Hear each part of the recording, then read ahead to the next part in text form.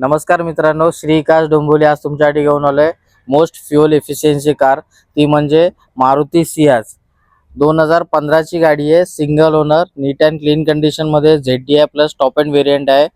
NEET and clean condition 1,18,000 चाललेली आहे. या गाडीची प्राइस जाणून घेण्याआधी इंटिरियर आणि एक्सटेरियर आपण या गाडीचं बघून घेऊया. कंपनी ऑल व्हील्स येतील. 50 to 60% टायर कंडिशन आहे. डिझेल मध्ये येणार आहे गाडी. 4 एअरबॅग येतील गाडीला.